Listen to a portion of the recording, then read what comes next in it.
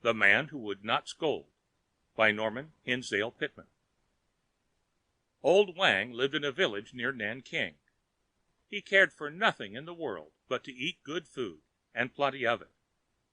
Now, though this Wang was by no means a poor man, it made him very sad to spend money, and so people called him in sport the Miser King, for Wang is the Chinese word for king. His greatest pleasure was to eat at someone else's table when he knew the food would cost him nothing, and you may be sure that at such times he always licked his chopsticks clean. But when he was spending his own money, he tightened his belt and drank a great deal of water, eating very little but scraps, such as his friends would have thrown to the dogs. Thus people laughed at him and said, "When Wang an invitation gets, he chews and chews until he sweats. But when his own food he must eat, the tears slow down and wet his feet." One day, while Wang was lying half asleep on the bank of a stream that flowed near his house, he began to feel hungry. He had been in that spot all day without tasting anything. At last he saw a flock of ducks swimming in the river. He knew that they belonged to a rich man named Lin, who lived in the village. They were fat ducks, so plump and tempting that it made him hungry to look at them. "Oh, for a boiled duck," he said to himself with a sigh. "Why is it that the gods have not given me the taste of duck during the past year? What have I done to be thus denied?" Then the thought flashed into his mind.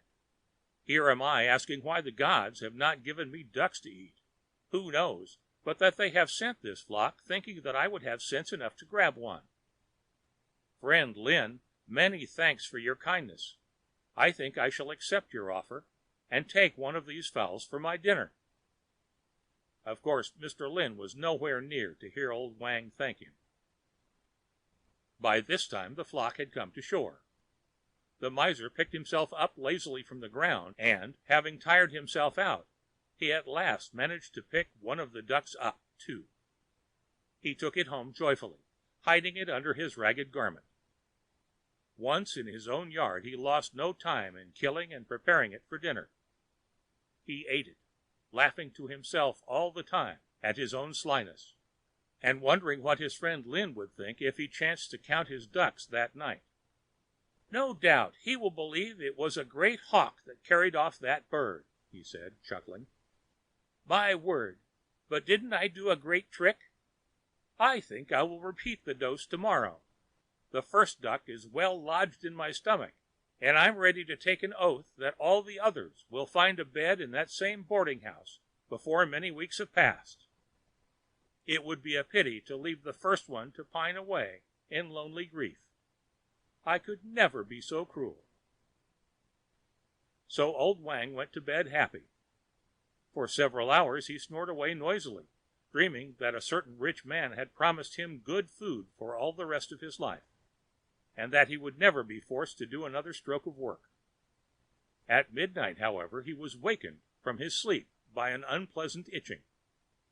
His whole body seemed to be on fire, and the pain was more than he could bear. He got up and paced the floor. There was no oil in the house for his lamp, and he had to wait until morning to see what was the matter. At early dawn he stepped outside his shanty. Lo and behold, he found little red spots all over his body. Before his very eyes he saw tiny duck feathers sprouting from these spots. As the morning went by, the feathers grew larger and larger until his whole body was covered with them from head to foot. Only his face and hands were free from the strange growth. With a cry of horror, Wang began to pull the feathers out by handsful, flinging them in the dirt and stamping on them. "The gods have fooled me," he yelled. "They made me take the duck and eat it, and now they are punishing me for stealing." But the faster he jerked the feathers out, the faster they grew in again, longer and more glossy than before. Then, too, the pain was so great that he could scarcely keep from rolling on the ground. At last, completely worn out by his useless labor, and moaning with despair, he took to his bed. Am I to be changed into a bird?" he groaned. "May the gods have mercy on me!" He tossed about on his bed. He could not sleep. His heart was sick with fear. Finally he fell into a troubled sleep, and, sleeping, had a dream. A fairy came down to his bedside. It was Fairy Old Boy, the friend of the people. "Ah, my poor Wang," said the fairy, "all this trouble you have brought upon yourself by your shiftless, lazy habits. When others work, why do you lie down and sleep your time away? Why don't you get up and shake your lazy legs? There is no place in the world for such a man as you except the pigsty." "I know you are telling the truth," wailed Wang, "but how, oh how, can I ever work with all these feathers sticking out of me? They will kill me! They will kill me!" "Hear the man!" laughed Old Boy. "Now if you were a hopeful, happy fellow, you would say, 'What a stroke of luck! No need to buy garments. The gods have given me a suit of clothes that will never wear out.' You are a pretty fellow to be complaining, aren't you?" After joking in this way for a little while, the good fairy changed his tone of voice and said, "Now, Wang, are you really sorry for the way you have lived? Sorry for your years of idleness? Sorry because you disgraced your old father and mother? I hear your parents died of hunger because you would not help them." Wang, seeing that Old Boy knew all about his past life, and feeling his pain growing worse and worse every minute, cried out at last, "Yes, yes, I will do anything you say. Only I pray you free me of these feathers." "I wouldn't have your feathers," said Old Boy, "and I cannot free you from them. You will have to do the whole thing yourself. What you need is to hear a good scolding. Go and get Mr. Lin, the owner of the stolen duck, to scold freely. The harder he scolds, the sooner your feathers will drop out." Now, of course, some readers will laugh and say, "But this was only a silly dream, and meant nothing." Mr. Wang, however, did not think in this way. He woke up very happy. He would go to Mr. Lin, confess everything, and take the scolding. Then he would be free of his feathers and would go to work. Truly, he had led a lazy life. What the good Fairy Old Boy had said about his father and mother had hurt him very badly, for he knew that every word was true. From this day on he would not be lazy. He would take a wife and become a father of a family. Miser Wang meant all right when he started out from his shanty. From his little hoard of money he took enough cash to pay Mr. Lin for the stolen duck. He would do everything the fairy had told him, and even more. But this doing more was just where he got into trouble. As he walked along the road jingling the string of cash and thinking that he must soon give it up to his neighbor, he grew very sad. He loved every copper of his money, and he disliked to part with it. After all, Old Boy had not told him he must confess to the owner of the duck. He had said he must go to Lin and get Lin to give a good scolding. "Old Boy did not say that Lin must scold me," thought the miser. "All that I need to do is to get him to scold, and then my feathers will drop off and I shall be happy. Why not tell him that old Sen stole his duck and get him to give Sen a scolding? That will surely do just as well, and I shall save my money as well as my face. Besides, if I tell Lin that I am a thief, perhaps he will send for the police, and they will haul me off to prison. Surely, going to jail would be as bad as wearing feathers. Ha ha! This will be a good joke on Sen, Lin, and the whole lot of them. I shall fool Fairy Old Boy, too. Really, he had no right to speak of my father and mother in the way he did. After all, they died of fever, and I was no doctor to cure them. How could he say it was my fault?" The longer Wang talked to himself, the surer he became it was useless to tell Lin he had stolen the duck.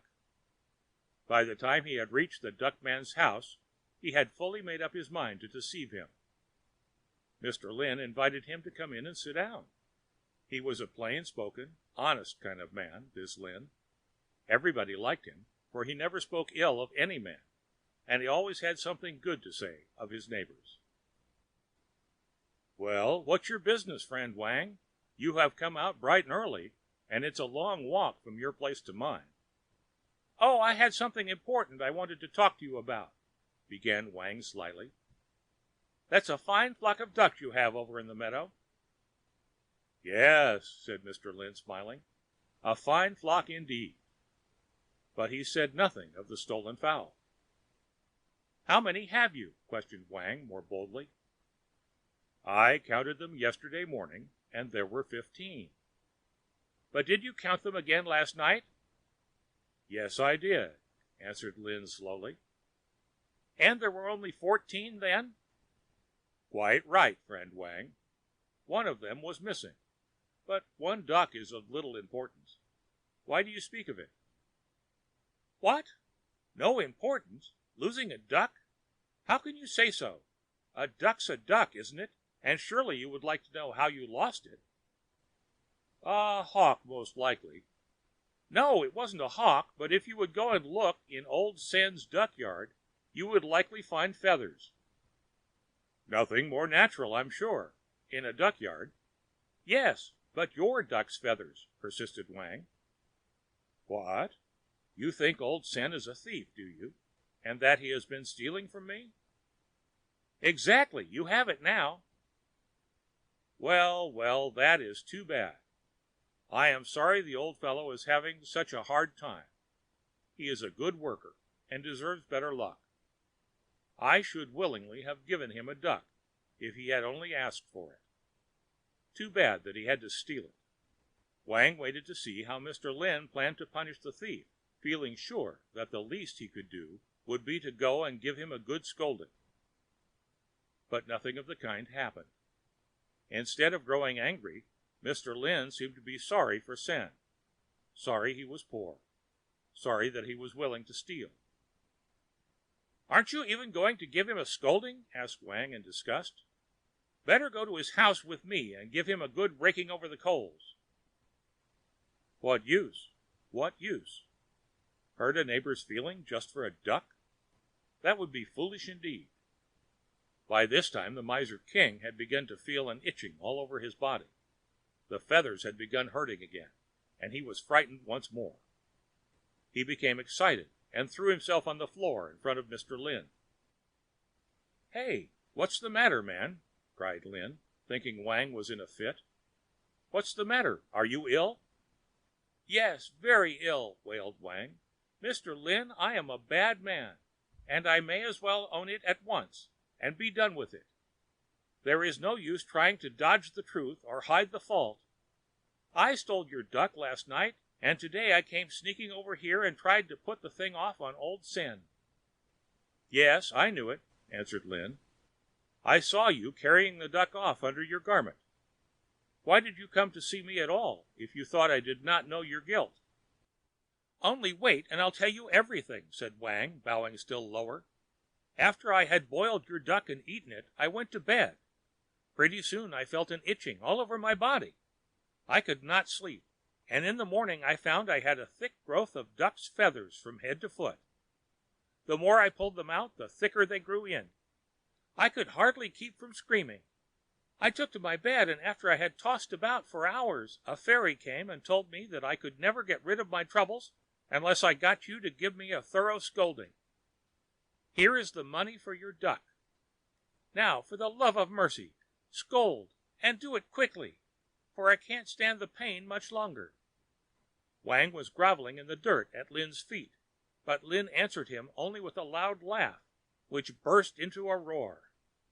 Duck feathers! Ha, ha, ha! And all over your body! Why, that's too good a story to believe. You'll be wanting to live in the water next. Ha, ha, ha! Scold me, begged Wang. For the love of the gods, scold me. But Lin only laughed louder. Pray let me see this wonderful growth of feathers first, and then we'll talk about the scolding. Wang willingly opened his garment and showed the doubting Lin that he had been really speaking the truth. They must be warm, said Lin, laughing. Winter is soon coming, and you are not over fond of work. Won't they save you the trouble of wearing clothes? but they make me itch so I can scarcely stand it. I feel like screaming out, the pain is so great." And again Wang got down and began to kowtow to the other. That is, he knelt and bumped his forehead against the ground. "Be calm, my friend, and give me time to think of some good scold words," said Lin at last. "I am not in the habit of using strong language, and very seldom lose my temper. Really, you must give me time to think of what to say." By this time Wang was in such pain that he lost all power over himself. He seized Lin by the legs, crying out, "Scold me! Scold me!" Mr. Lin was now out of patience with his visitor. Besides, Wang was holding him so tightly that it really felt as if Lin were being pinched by some giant crawfish. Suddenly Lin could hold his tongue no longer. "You lazy hound! You whelp! You turtle! You lazy, good-for-nothing creature! I wish you would hurry up and roll out of this." Now in China this is very strong language, and with a cry of joy Wang leaped up from the ground, for he knew that Lin had scolded him. No sooner had the first hasty words been spoken than the feathers began to fall from the lazy man's body, and at last the dreadful itching had entirely stopped. On the floor in front of Lin lay a giant pile of feathers, and Wang, freed from his trouble, pointed to them and said, "Thank you kindly, my dear friend, for the pretty names you have called me. You have saved my life, and although I have paid for the duck, I wish to add to the bargain by making you a present of these handsome feathers. They will, in a measure, repay you for your splendid set of scold words. I have learned my lesson well, I hope, and I shall go out of here a better man. Fairy Old Boy told me that I was lazy. You agreed with the fairy. From this day, however, you shall see that I can bend my back like a good fellow. Good-bye, and many thanks for your kindness."